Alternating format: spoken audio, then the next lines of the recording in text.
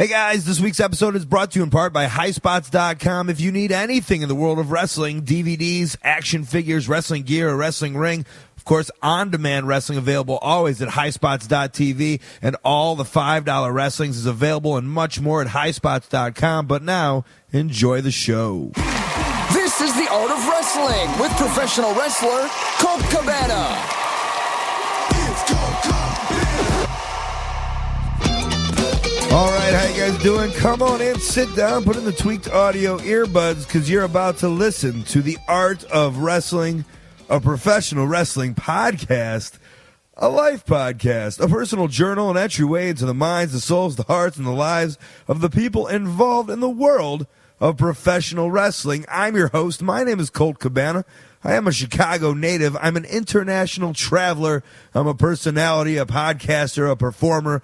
Most importantly, though, I am a professional wrestler, and we are not sitting here live in the studio apartment in Chicago, Illinois. No, I am live via a little hotel in Tokyo, Japan, all the way across the waters, and it should be a good podcast. Before we go any further, though, we are a fan-supported and listener-supported podcast, supported by people just like you. We give it to you free of charge every single Thursday on WeLoveColt.com and iTunes. Please subscribe on iTunes. That way it comes to you automatically, and you don't have to go seek it out. Just let it be there for you like a little present.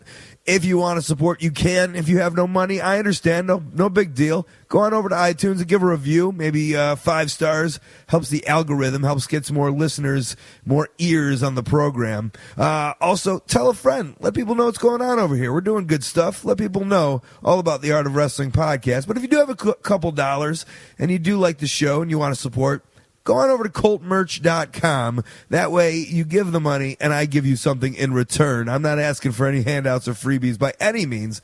I have t-shirts, buttons, pictures, posters, DVDs, and much more. Of course, that Cult of Personality t-shirt that Punk wore in the WrestleMania press conference, that's available, and much more at coltmerch.com. The guest this week, Lita, dare I say, trendsetter, trailblazer in the era of women's professional wrestlers.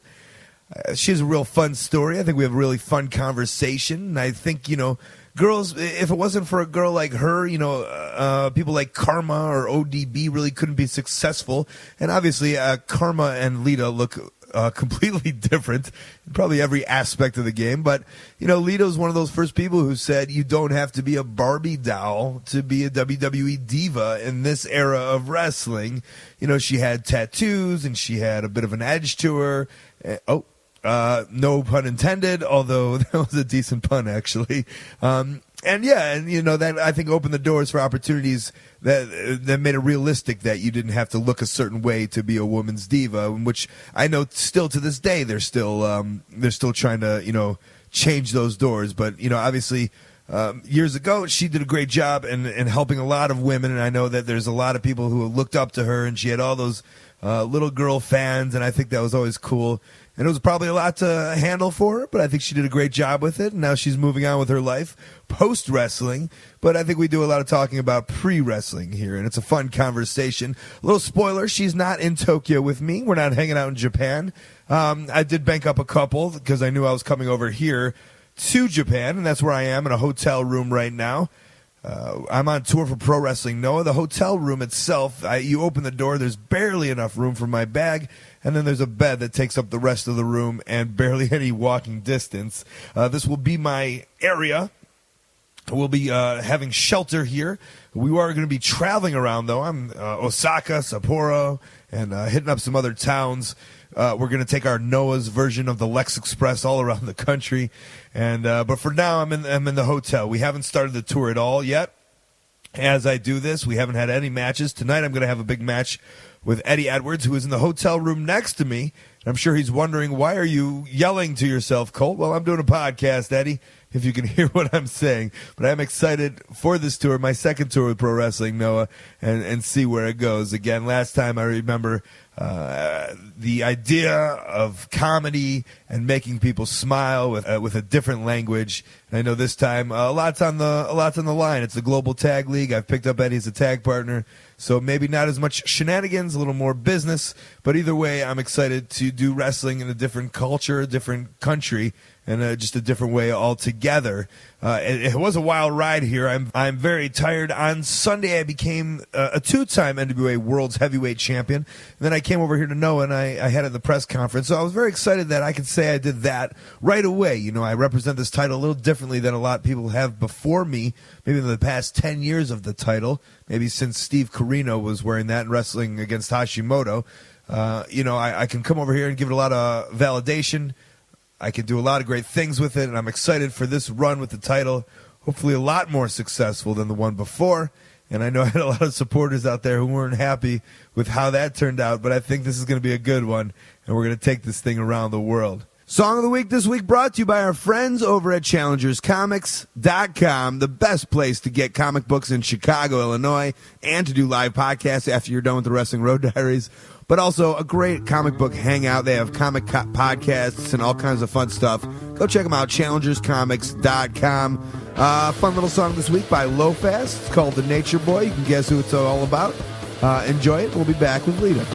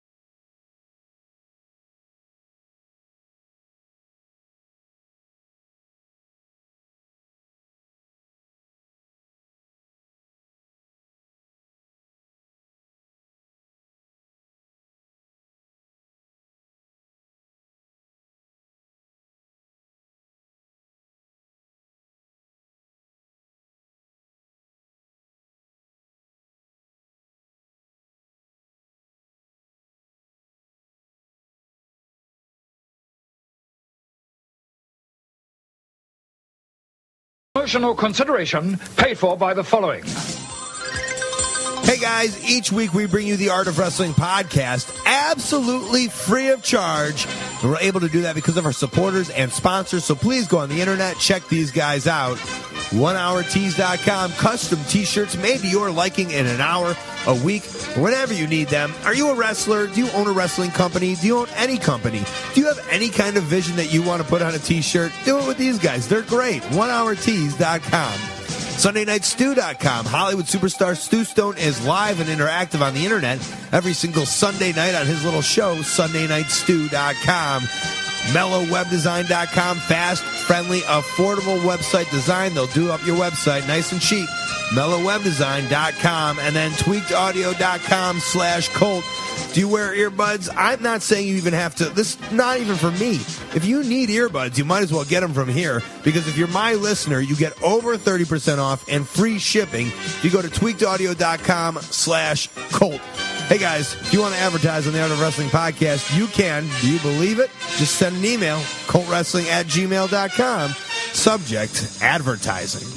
Thanks. Hey guys, welcome back to the podcast. Here with my guest, I would say Amy. But then no one's going to know who you're talking about. Right. Do you go around town calling yourself Lita? Yeah, I try to get discounts and shit. It doesn't really work anymore. No? But yeah, I'll still give it a go. Like, I guess when wrestling fans see you, but like, were you ever like, hey, when was the last time you're like, hey, I'm Lita?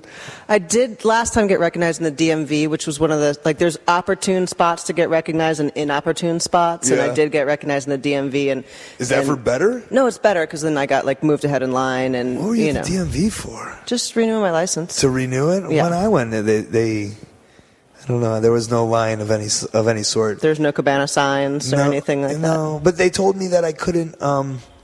They told me that I couldn't not smile. The lady goes, Yeah. Yeah, the lady goes, no, wait.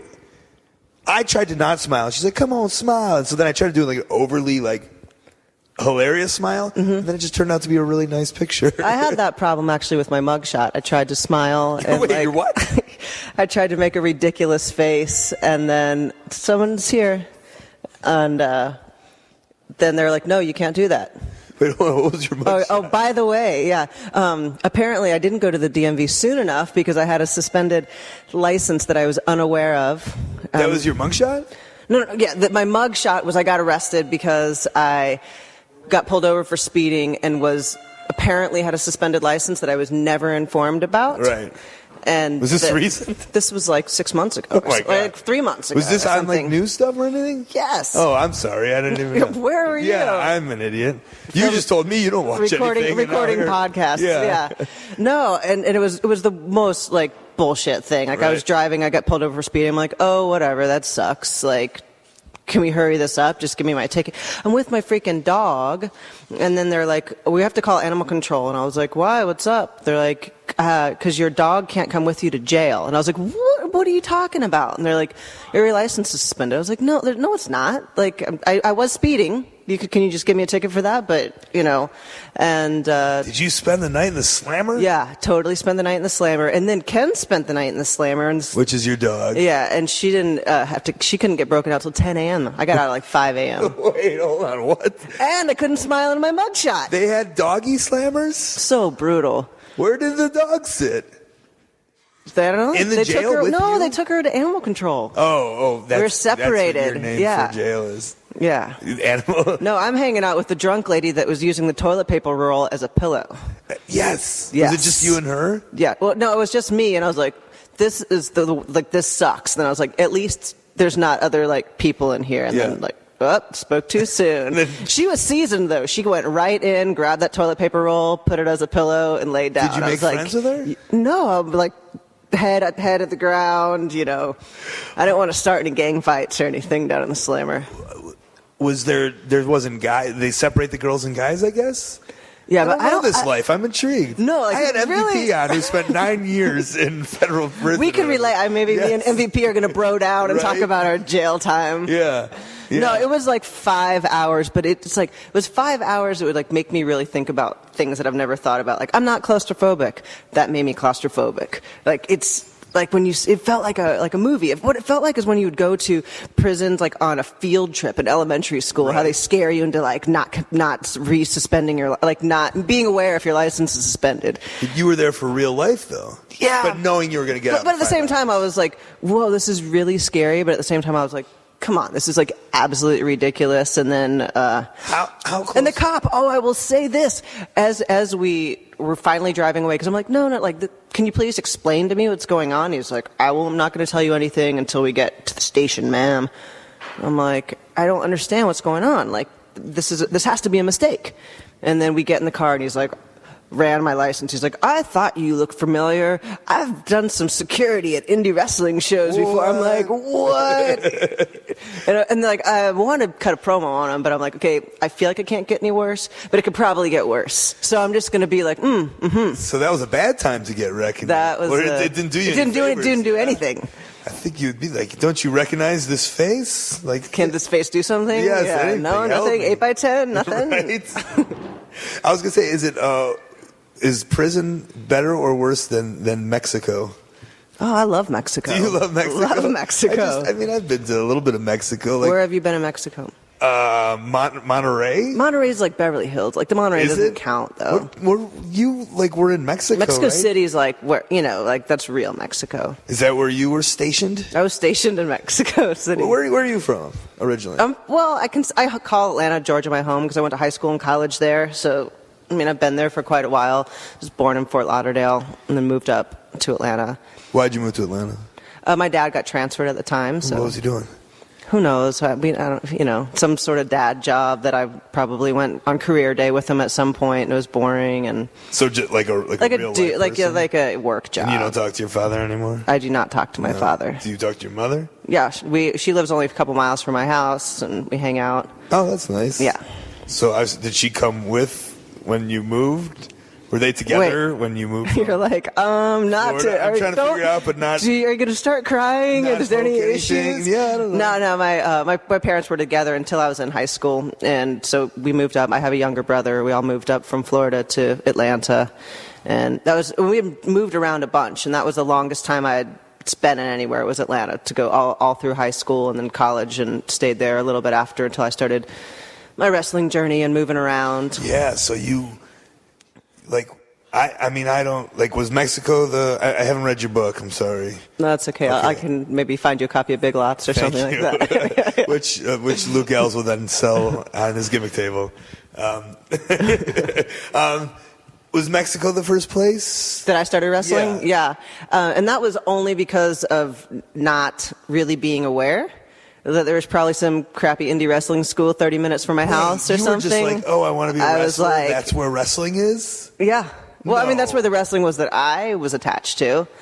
So my boyfriend at the time was in a touring band, and they'd go on tour, for a couple months at a time. And so I was like, well, I'm not going to sit around. If he's going to, go on tour and do fun stuff, then I'm going to go figure out how to be a wrestler. So this is back in the times there were travel agents. I called a travel agent and said, hey, I want to go to Mexico. She's like, all right, where in Mexico do you want to go? I was like, Santos house. Yeah, I was like, I don't know. I was like, well, I'm going to be a Mexican wrestler, and it's really popular down there. So do you know what city it's in? The travel agent was your guru? Yeah, she goes, I have no idea. Mexico City, Monterrey, Cancun. I was like, sure, Mexico City sounds good. And she was like, all right. So you were out of college at this point? Yeah, I just went for a year. No, I just went for a year, and then I went to Europe and bummed around and just kind of roadied with some bands, and always had that pirate spirit in me. That sounds so. Why? Well, let's go. Where'd you go to college? Georgia State University. Okay, why'd you go to college? Well, I was going to for education to be a teacher, and I was into it, but I just felt like I graduated early from high school because I didn't like school, but I was like, I need to go ahead and get this done. So I graduated early. That's a whole nother thing. Don't you have to be the smartest person ever? Yeah, you gotta, I was where I got good grades but never opened a book. I could have gotten excellent grades if I would have maybe studied for 5 minutes. But I was like, well, I don't even need to, total humble bragging. Where does the smartness come from? Because I didn't open books either. Right. And I got all C minuses. I mean, I just feel I feel like some book smarts can carry over to street smarts. It's if you just open your eyes and pay attention, you can just comes to you. Yeah, all right. But so yeah, I mean, I got decent. I got grades good enough so that I could go to all the punk rock shows during the week, and that was the deal with my mom was as long as you keep your grades up and the cops aren't bringing you home, I don't have a reason to tell you that you can't go do something that you want to do. Yeah, maybe I never had. I mean, I had sports, and I had to keep my C minuses. Mm-hmm. But I wonder if my parents said, if you got A, you could only play football and whatever if you got A's. But it was just you just as long as you're can't get kicked out of school. Yeah. Right. So that was your driving force. Yeah, I was super I call punk rock was my parents. I'm whatever they said in their songs and the bands that I was attached to, what they were saying, that's what's stuck in my heart and how I would want to live. And who are your guys? 7 Seconds was my main super influence, and then the whole East Bay punk rock scene and the Discord DC scene. So Fugazi, Minor Threat, and that would be in Discord. DC is Washington D.C. Okay, so not not Atlanta. Was there homegrown Atlanta bands? Sure, there were, but not huge that spoke to me on that level. There's a big skinhead scene in Atlanta that I was not attracted to. Was there a place in Atlanta that you would find yourself going to, that? This is where all the punk rockers. Oh, absolutely. I mean, just different venues. Yeah. Was there a specific one that you? Well, the Metroplex is the CBGBs of the South, And I only went to a couple shows before it shut down. And then the Samba Reptile followed that, and that went around for a really long time. And then there's still the Masquerade that's there now, and it's still in existence, which I love going there. And people say that, you know, oh, they don't treat the bands well, or that's kind of corporate. And I was like, I've got so many good memories here. And you would go with friends, or yeah, and you whoever had a car. Right. That were like my bro, because they had a car and they liked punk rock. So you got the good grades. You went to the punk rock shows. Georgia State to be a teacher, but the travel agent guru. Yeah, but I'm saying, so when you leave Georgia State, you want to go travel Europe. Yeah, like, that's the well, best that was my education for me. That was my thing. I just felt like, so I graduated early from high school, and then I went straight to college. So I was in college when my graduating class was still in high school, and so I just feel like I didn't give myself a break, and it felt like high school to me. I was like, I wanted to graduate early so I could get out of this, and then now I feel like I'm back in the same thing, and I feel like I could learn more on the streets. So I saved up money, and I bought a Eurorail pass for a month in Europe. You asked a travel agent. No, that I want to go to Europe. Yeah. Where? But I didn't have anything to ask. I just knew I hadn't been there, and I wanted to check it. So bought a month train ticket, like an unlimited train ticket, and that was my plan. That was as far as my plan went. I bought a month train ticket and a plane ticket to get there, and then I slept on the trains. Like, I would take the overnight train, so I didn't have to pay for a hotel. Every night? Every night. Never one hostel? Or? No, I mean, no, every night I would travel. Yeah, I would stay a couple nights, but then I felt like it got more expensive that way. Sometimes I'd go back and forth. I could go to the other side of the countries and then come back just so I could, you know, not spend my $10 on a hostel. Did you want to go, like, see the punk rock shows? Was that the main thing in Europe? No. I mean, and also, you know, like, the internet was really limited at the time. You know, was it around? Probably not. Right? Like, no. And I mean, a couple bands I knew were going to be over there, and you know, word of mouth, and you look around when you get there. But that wasn't a driving force. I wasn't specifically going there to see bands. I was just going because I hadn't been, and you know. Did you go by yourself? Yeah. That's too scary for me, I think. Mm-hmm. You were fine with that. Did mom or dad say no way? My mom was stoked. My mom actually said she got married at 22, and she just was like, I really wish I would have done that. Okay. Even alone as a girl, no problem. I mean, I'm sure she did, but I'm sure she also didn't want to project that on me or be like, this is what I'm concerned about. You know, there also comes a point where I feel like you've got to instill the values as much as you can, and then cross your fingers and hope for the best and be there as a friend. There's still that idea that, you know, just a lone girl. Well, sure, but like, you know, you don't want to project that onto this lone girl, your daughter, to be like, I really hope you don't get kidnapped or mugged, or like, have you know, fortunately that movie, you know, Hostel hadn't come out yet, or That's whatever. What I was thinking. You know, what was the other one too with the British guy I watched on a plane? What was it? Taken. Yes. Taken. So that's exactly what I thought of. Okay, so that was a fun time for you, Europe. No, it was cool, but I mean, it was just that, and I don't know if, like, how much of your stuff is environmental or it's just instilled from you at birth, but whether it's, I moved around a lot as a kid, and that's how I turned into a pirate, but I've always just wanted to kind of float around, and if I haven't seen something, I want to see it. And which takes you to the travel agent to Mexico. Mm-hmm. So you only watched Mexican wrestling on Telemundo, or what? I watched that because they had just started integrating the Mexican, like the Lucha Libre style, into WCW more, and they were getting over. And Rey Mysterio, it was like Rey Mysterio, Juventud, and Psychosis were like their three. You know, and there was La Parca, please, Super Calo, and Silver King. Is it official Super Calo or is it Super Calo, or do you not know? Calo. I mean, that's what I always. I always thought it was, or like Tanae would say. Maybe, yeah, they'd have to switch it up for copyright purposes. He was my favorite with the backwards hat, and he's a rapper. Did you was wrestling forever, or had you been a wrestling fan? No, I never grew up, you know, around wrestling. I grew up, being an athlete, and then, El Dandy. You can't forget about El Dandy. El Dandy was like not masked, and he didn't fit in. Liz Mark Jr. Right. Sorry. I'm feeling nostalgic on the WCW Lucha Libre roster. Liz Mark Jr. was my roommate when I did a tour of Mexico, in a hotel room. Wasn't he Ramses?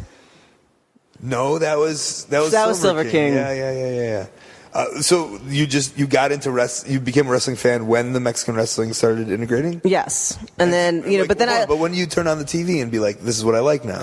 No, my boyfriend at the time watched it, and I was like, all right, like, go do your thing over there. But then, of course, you just get sucked in. And then while I was more taken by the Lucha Libre style, I mean, I got sucked into the whole, every aspect of it. There's the Benoit and Nancy and Kevin Sullivan storyline going on. Like, that was like one of the big huge ones I remember at the time, being like, I thought you only liked the Lucha Libre. I was like, no way, but like that, he didn't do that, and that's his wife, and that's, is that for real? In the bathroom. Yeah. Why were they fighting in the bathroom up there?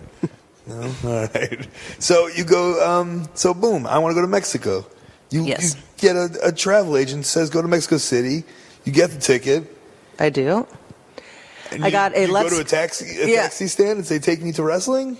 Pretty much. I got a Let's Go Mexico book, like a generic, here's where the pyramids are, Mexico book. And I booked a hotel for 3 nights. So I was like, well, I can't plan too far in advance, but 3 nights. Let me go ahead and get started. It's $10 a night. Classy hotel. Yeah. So it was like the cheapest hotel that was deemed safe according to that book. Checked in there. And then their phone system, because my mom, of course, like, call me as soon as you get there, like, let me know you're out. The phone system there was like 3 or 4 rooms on each floor. There was like 3 or 4 floors. So there was just one phone at the lobby, and you'd like ring a bell, like ding, like a service bell. I mean, because there was like an atrium, and if you thought you might be getting a phone call and you heard 2 dings and you were staying on the 2nd floor, then you had the option to walk downstairs and be like, so is that for me? And they'll be like, nope, not for you, not for you. One of the other 4 rooms on this floor. So it was a little bit hard to and then I didn't have money. Like, she's like, you can call collect, but I'm like, they're speaking Spanish, I don't know how. You don't speak Spanish? No, well, okay, so Spanish was my favorite subject in school. So I did retain, like, relatively amount of that, but it's high school, right? Donde está la biblioteca? Like, cuando cuesta? Yeah, I'm like, these are. I got a D in Spanish though. But you still like have some key phrases. I mean, I liked it because I felt like it was Pig Latin. Like, you could talk to your friends with something that you learned, and you're like, you don't even understand that. Right. Only it's an actual language. But so you half-assed no Spanish.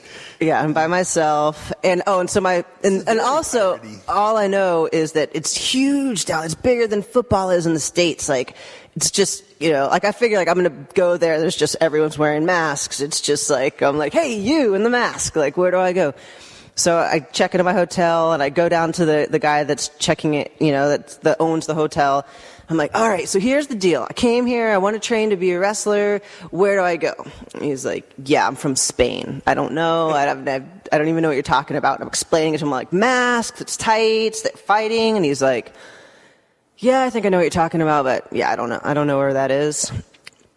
So I'm temporarily crushed for like 15 minutes. I'm like, fuck, what'd I do? Go back to my room. I kind of that was as far as my plan went. Wow. And then, so I go, and I was like, I'm just going to kind of wander around and see what's up. And I just start asking everybody, ¿Dónde está la Lucha Libre? And then finally someone's like, oh, it's over here at Arena Mexico, So I was like, all right, great. How do I get there? I'm like weaving my way finally over there. I get there. And it's like starting, because I've taken all day to figure out how to get there and to make my way over there.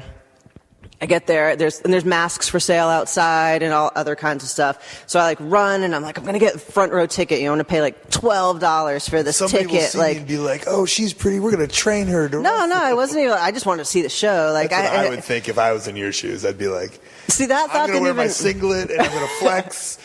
Somebody will sign me up, right? I didn't even get that far, but I run in there, and there's a dirt floor and 3 rings, like wooden platform rings, and I was like hustling. I run. I'm not even all the way down to my seat. I'm like, this looks really different.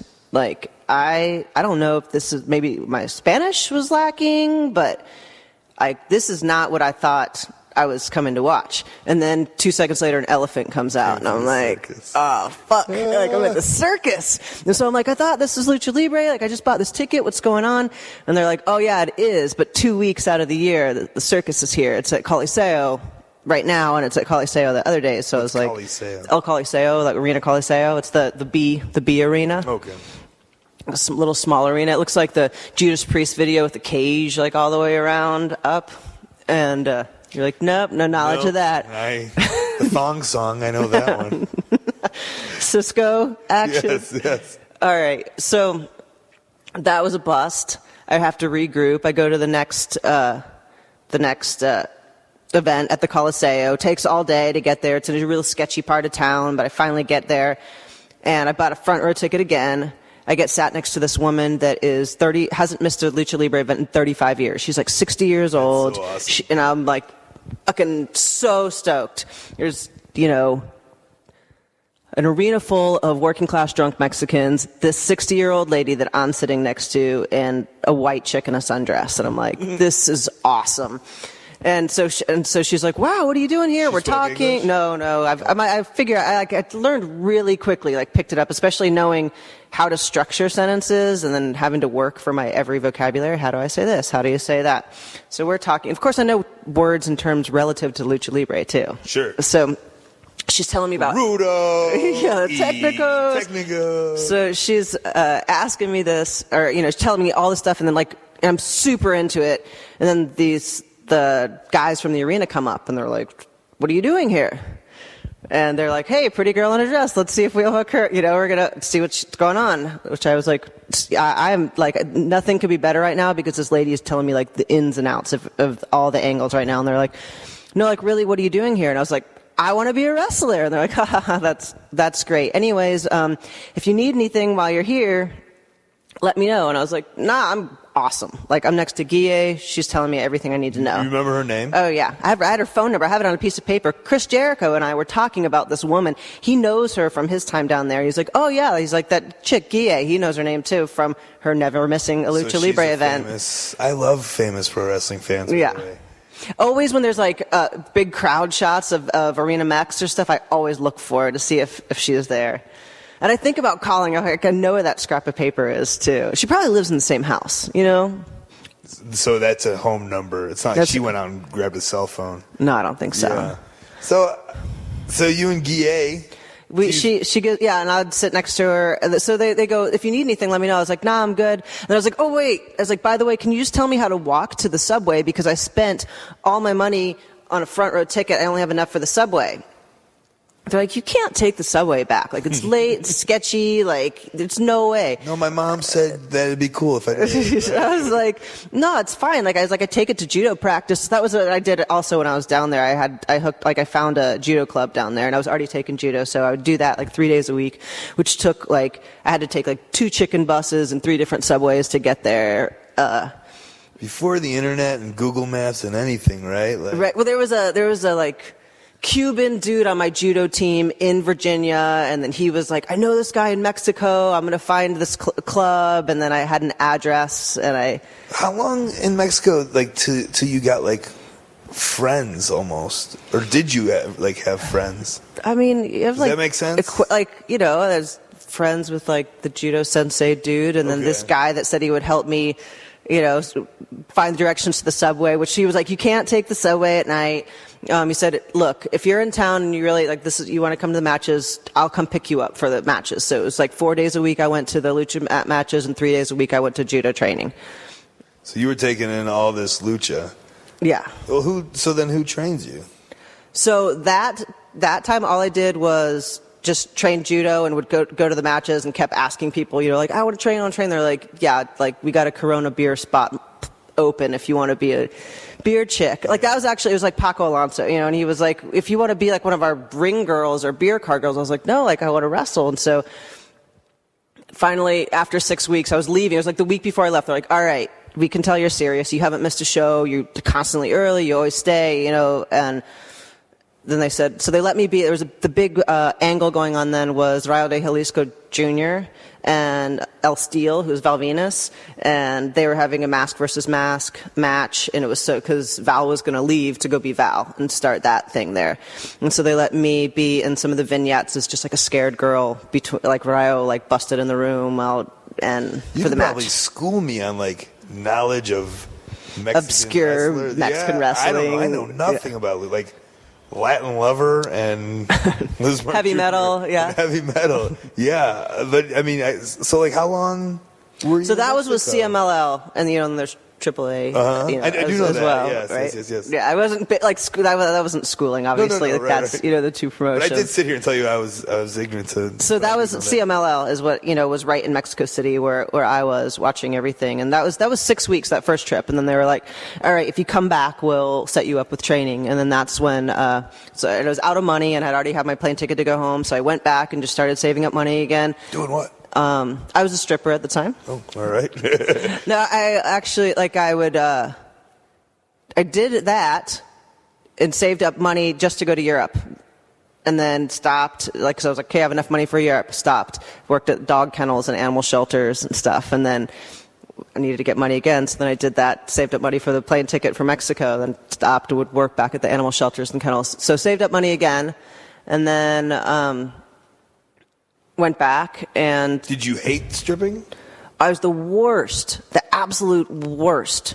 There was this vegetarian restaurant across the street that all my friends worked at, and there was a pinball machine there.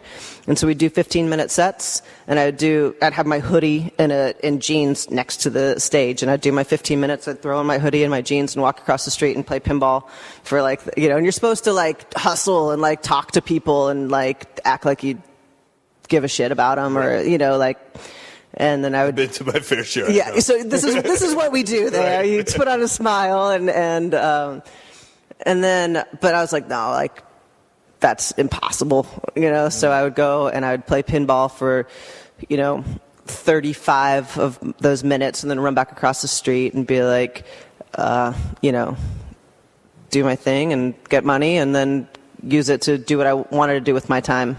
My brother has over 40 pinball machines in his house. Sweet. I'm sharing this with you. I have only one in my house, but Is it the same one? Oh, is that I would play? Yeah. That was World Cup Soccer, which I love World Cup Soccer. That was at Food for Thought. But I have Adam's Family. Oh, he's got that one. It's killer. Which I think is known as the greatest pinball machine. You've got to. I mean, if you're going to have one pinball machine in your house, one of the top ones. Yeah. So you go back to Mexico then for how long? Then I went back for a month to train. I mean, because it's just wild. I'm picturing you just sitting in the front row, and the reality is you became this giant megastar of all. They had women's keychains. wrestling. They had keychains made of me. Look, it's the gringo in the sundress keychain. Oh, really? Yeah, my first trip when I was down there. Yeah, no, not even. This is before I was even just fan the cameo of Val Venus's angle. No, yeah, just it's the gringo. It is the gringo that's down there right now. You've seen her buy this keychain for Here you are with no money and they've got merch already. Yeah. And Paco's making a quick buck off you, a quick peso off you. Right. So I mean, you get in and you train, and you become a luchador or anything. I start training down there, and I actually training with Cuban Assassin, Ricky Santana, and Kevin Quinn. Down there, and then they're like, hey, so there's a wrestling school probably within driving distance of where you are. I was like, nope. I forgot we have a mutual everything. I mean, so I started at the Steel Domain in Chicago, right, in '99, and the big thing was so Kevin didn't train me, but he was obviously friends with Danny and Ace, my trainers. And they would always be like, look, that couch over there, Lita slept on that couch. Yeah.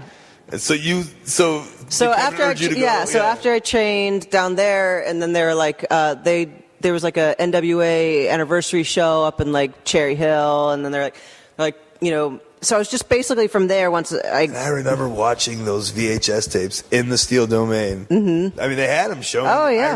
I know exactly the show you speak of. I didn't even think about this until you just, Right. I mean, it wasn't going through my head when we were hey, we're going to podcast, Sure. Now that's crazy. Okay, go on. So I did that, and from there it was just anyone that had a shred of knowledge or anything to share with me, I'm soaking it in and taking up anyone on saying that they would go train with me. And so they're if you want to come up to Chicago, you can train there.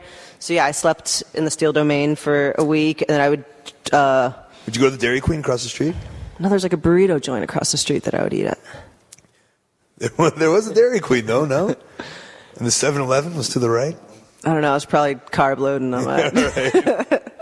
Did you enjoy your time? I guess I want to know this. I loved. I mean, it was like I could really only afford to go for a week, but like so I'd sleep there, and then Kevin would come in during the day, so I'd train for like a few hours during the day, then like watch wrestling tapes all day long, and then there would be practice that night, and then train with everybody at night, and go to bed watching wrestling tapes. Right. I'd be on that dirty couch. I'd be like, man, that was really Chris Daniels and Ace, and haven't they? It's like, no, that's 12 different matches of theirs.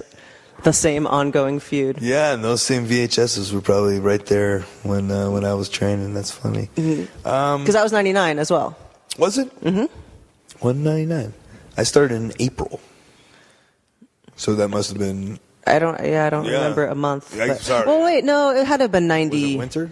Had to have been 98 because I signed with WWE and ECW in 99. So yeah, it had to have been 98. So just the short run of it, Mexico to ECW to WWE, right? Yeah. And like, how do you bounce? How do you get? Well, it was Mexico to like every crazy indie. I traveled with Joey Matthews and Christian York a ton. We had the thing like if I could get there from when the bell to bell, if I can get there, then we're there. So our loops would look like ridiculously crazy because they wouldn't make sense. Bell to bell meaning it was probably a 16-hour trip, and exactly if I can get there from when the bell to my match ends to when the bell time of the next show starts, then sure, I'll take the booking. And it's like in your mind is your goal like I'm gonna be this giant star? Is just like, man, this is fun? No, it's like I love this and this is what I want to do, and I never thought about the fame aspect. So like when that was happening and people were like, oh, like is this what you imagined? I was like this is out of my realm. Like I don't want to imagine this. This is like a byproduct of what I want to do. And nowadays, I mean, you kind of keep quiet. Yeah. You're not like one of those. You're not jumping for reality shows or anything, right? Or I don't think you are. No, no. So I don't. You don't seem to be much of a fame seeker. So no. Like, would it get you riled? I mean, almost riled up when you're getting. I mean, God, I've seen the way people act with Punk. Mm-hmm. And I'd imagine it's the same, No, like it really just felt, like I'm talking about like at the height of fame when people are recognize you and noticing you. Because now knowing that who you are, like, sure, you seem happy to not have to deal with any of that. No, again, like I mean, it was cool, but I looked at it more like an experience and like and a byproduct of doing what I loved. Not like this is so awesome that I'm famous. It was like I love like being in the wrestling ring for my job and seeing places I haven't seen. And okay, like if you're inspired by that or you're into it, then great. And as a female, you've had to have some crazy. Right, like dude stories, fan stories, like fan obsessions, probably too. I think the most I've seen is a guy with like 3 huge Lita tattoos. Like 1 wasn't enough, 2 wasn't enough, 3, and that was years ago. You could have like several by now. Where were they at, and how big? Like huge chest piece, huge rib piece, and then like on the whole forearm. And the same thing, or like like 3 different poses. Poses. Is that my jumping off? Book signing? I was like, oh, like he hands me my book to sign with. I can see his forearm. I was like, wow, there I am. And he was like, yeah, and then pulls his shirt up, and but first I was kind of like, wow, there I am. I was like, all right, that's kind of cool. And then I was like, get this guy away from me, and then unfortunately, because he's super stoked, and he does, like, that's not what he wants you to think, right? But he has to think that, like, well, I guess he doesn't but you're right, he doesn't have to think right? An outside perspective would be like, of course she's going to think like that. Nah, common courtesy, common knowledge, they're not common, right? And then I don't know. God, I don't know any, like, compared to the. I think, too, for me, one of the things coming up in WWE at the time that I was, so they just had, like, Sable get huge success really fast and then duck out on them. And then, it was mainly Sable that they were worried about at the time, or that had just happened. China was a little bit after me, or, like, during and after. I still got it after she left too, but could be hard at times to enjoy the success because they'd be like don't you go thinking you're somebody special. Like, don't you go thinking that. Who's saying this? The A being like The Office. Michael Hayes' voice just happened to come out there. Okay. Not saying that. Right. No, but yeah, like, I mean, but Michael would be the voice of whoever was told to deliver the message. And it was unwarranted. It wasn't like, oh, look at her, she's getting the big head, you better go squash it. It was just like, we can't have this happen again. I'm like, no, like, dude, I'm cool. Like, I'd much rather be at a house show than a Playboy photo shoot. Like, Right. We're good. Yeah, I in my wrestling, like my inner nerdiness is comedy, and like I guess I try to use whatever I have, which isn't much, to like try to have some kind of whatever comedy stroke I can have, or with people or shows or anything. Like, I mean, is punk rock like right. your number one? That's my number one, like bands and music, and that's my soul. So like, how did you, or like, how did you use your wrestling status to help you like make friends in the punk rock world, or see bands, or did any of that happen, or make, did like invite, hey, come to my wrestling show, and then make friends with people? Or no, like all that really happened before I wrestled. My boyfriend was, at the time when I started wrestling, was in a touring band, and so they were always playing with all the bands that I liked, and so I kind of became acquaintances with all the bands that I liked before I ever started wrestling. But did you use wrestling for No, that I always felt like like wrestling's such like a black sheep culture, and if I'm there at a show, it's like, I'm not going to bring it up. Like,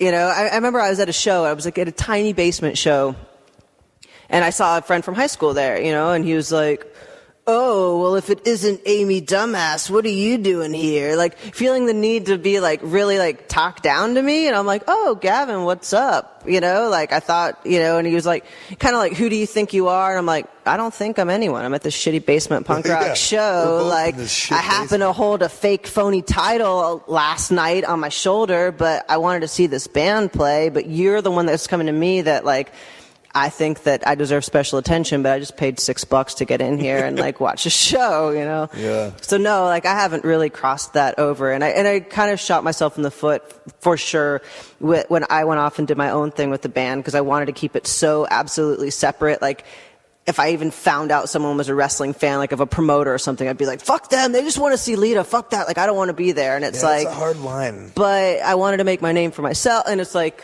I wasn't in a no-win position, but my headspace made myself in a no-win position, because I wanted to separate myself so much, having just retired.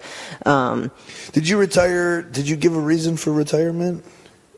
Like, I mean, not on your podcast, but I can give you one right now. Give you one.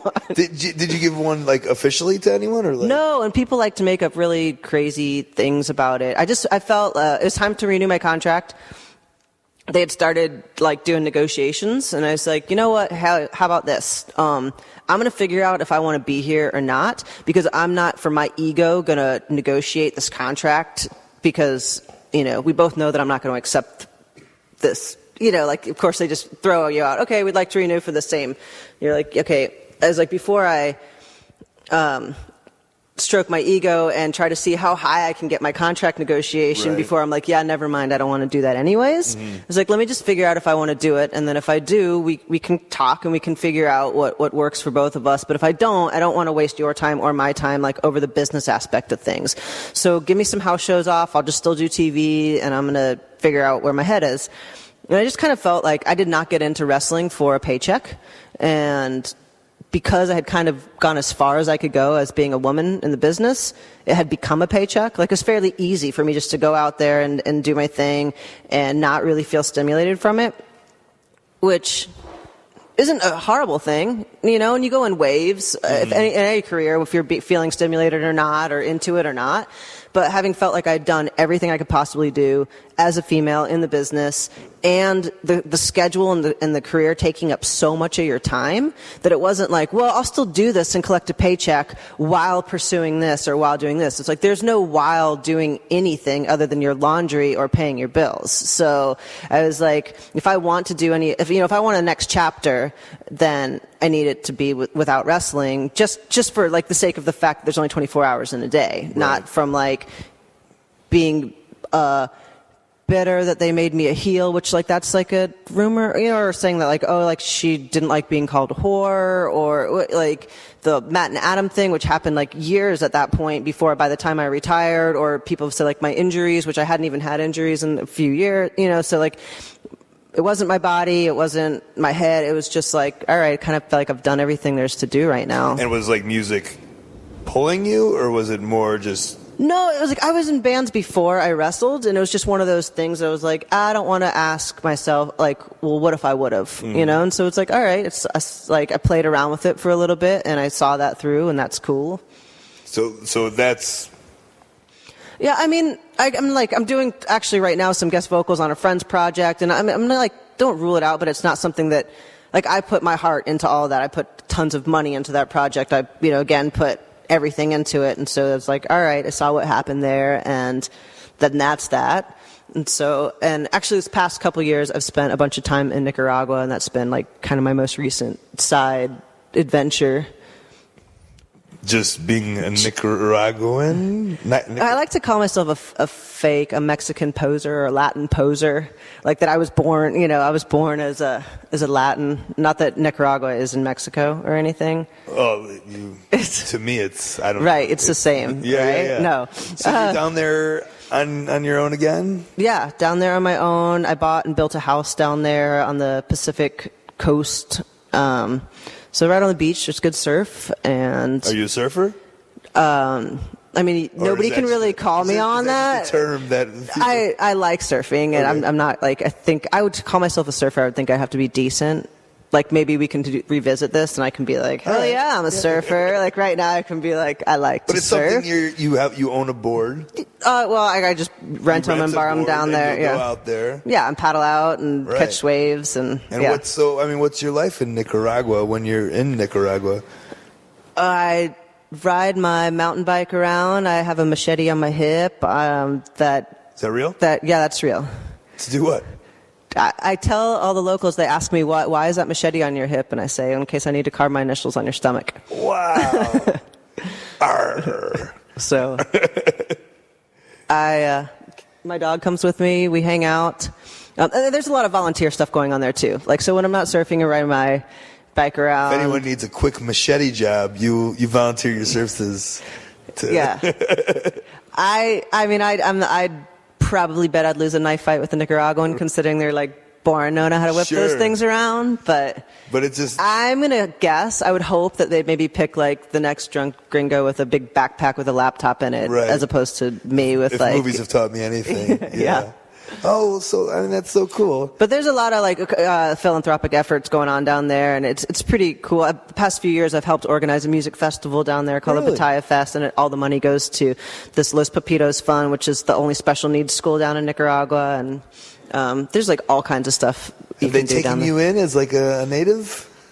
I'd say I'm on my way. Okay. I feel like one down there. Like I feel Nican down there. There's tons of stuff that kind of, we call it expats or gringos just don't do down there, but I'm like, they have these big 5-gallon jugs of water because you know to not drink the water, and I carry mine four blocks, you know, like on my shoulder like they do, and they're like, why is the gringo girl carrying their water? Don't they know she can pay someone 25 cents for like we'll do it for her? And I'm like, but yeah, like that's not how it goes. This is what we do here. Yeah. What else do you guys do? Right. Beans and rice? I'm in. All right. I don't want to forget about Pee-wee before we leave here. Mm-hmm. Don't tell him I have a tattoo. Like I know that I get freaked out about it. People are like, have you showed him your tattoo? I won't tell you got. I don't have. Yeah. A giant Pee-wee chess piece. This was your guy? Pee-wee's my guy, yeah. Just, okay, so like, I don't have like fandom or starstruck or, I mean, it's like, we're all people, you know, like even people that I'm super stoked on, I'll just be like, right on, nice to meet you. Like, I'm a fan. Like, my heart rate's not up. I'm not stoked. And, it's just, it is what it is. I'm just freak out over Pee-wee. Where does it stem from? Just growing up watching it? I guess from growing up watching it. And I think it's like the time like getting into him was like when you're young, you're old enough to be able to process it and really remember it, but young enough to where things are still magical. And it was something, you know, my family's not super close, but my mom, my brother, and and we would all watch the Playhouse in the mornings. It would be something that all three of us could bond on, and just, I mean, how many like quotes are from Big Adventure? It's just. Do you want to hear mine? Yes, I do. Bike's not for sale, Francis. Yeah, that's pretty good. Why is that boo? That was good. Bike's not for sale, Francis.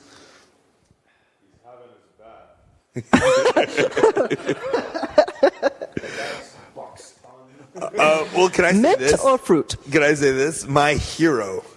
So my hero was Kirby Puckett growing up, and later Kirby Puckett was known as like raping a girl in. Oh man! You know what I'm saying? Yes, I do. The same goes with Pee Wee. Is like what? No, not the same goes with Pee Wee. Stop right there. Well, that was awful. But sexual exploits or whatever. No, that's what those theaters are for. I mean, stop. Okay. I mean, when that happened, were you? I thought you were going to go with like meeting all these wrestling idols, and then you're like, oh, he's like a cokehead that beats his wife. That sucks. That's a given. Right? That's been discussed on the podcast before. All right, no. Kirby. Don't a sexual offender. Don't say that to somebody that jacks off in a jack-off theater. That's just what that's for. So you had more respect for Pee Wee when that happened. Yes. So he's like wrong place at the wrong time. He was always the same.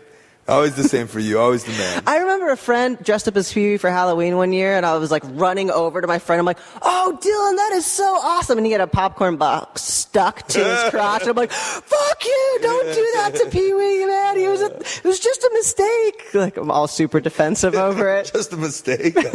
Getting caught was the mistake. Okay. Yeah. And so you met him, right? I mean, I don't know. You hear what you hear. That you were like, yes, I'll come back if I can hang out with Pee Wee. Is this right? That is true. Okay. But we'd already met. I had gone to see a stage show out in L.A.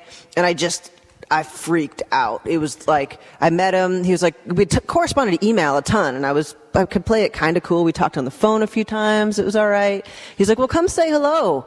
I came back there. gmail.com? Yeah, exactly. Sorry. And I met him, and I just absolutely freaked out. Like he's like, I'm going to be really busy back there, but just at least come by and get a picture and say hey, like so I can, we can meet each other in person. We've been talking and emailing. I was like, no problem. So I go back there, and they're like, okay. His assistant brings him over to me, and I'm just like, if my mouth opens, like, it's just going to be like, oh my God, and that time, and you do this, and you're the best, and I just love you, and my mom, we'd watch it. Like, so I was like, shh, just nothing can come out. And I just stood there, and he's talking kind of like awkwardly, like, cool, yeah, like, so we were in email, and did you enjoy the show? And I'm just like, And I'm like, and I'm in my head, of course, then I'm going to pull it together. Right. Like he'd say something, and then I'm like, I'm just really? Like, so I was like, wow, this is what it feels like. And then he just stops talking, and I turn and I put my arm around him, and I cheese, and I get my picture, and then I go, and then I leave. And so then at Raw, when I was there, I got to be, because we were on my turf, and I could be more comfortable, and I'd already blown it, so I wasn't, Right. It was, Don't say those words. I know, yeah. Pee Wee. Exactly. Okay. No, I get it. Thank I was there. All right. I see what you did there. We'll end on that one. Do you want to Twitter and Facebook with So I people? plug anything? Whatever. No, yeah. Just if you Google something, you can, whatever. And if you want to find my Twitter, there'll be like 20 pictures a day, of the iPhone turned around, self-promoting pictures about me doing stupid stuff. Yeah. No, not at all. No, I don't do that. Nicaraguan people of whatever. What's your charity you did for? Oh, Los Pepitos? Yeah. Yeah, Casillanta. Can they get to that? Sure. I mean, whatever. Can they come build a house? You know what? They should do what they want to do. They do what they want to do. Mm-hmm. I agree with that. That is a good, that should be everyone's motto in life. Is to do what you want to do. I took that and I built a podcast, and here we are talking wrestling. Right. So would you like to plug anything? Yes. I don't have anything to plug. Yeah. Say coltmerch.com. Coltmerch.com. Great plug. Thank you. I appreciate it. All right. Thanks for being on. Cool. Bye. All right, there she is. Thank you, Lita, sitting down and having a good time while in America. But for now, I'm in Japan, and I have to eat tons of rice, tons of chicken, tons of steak, no fish.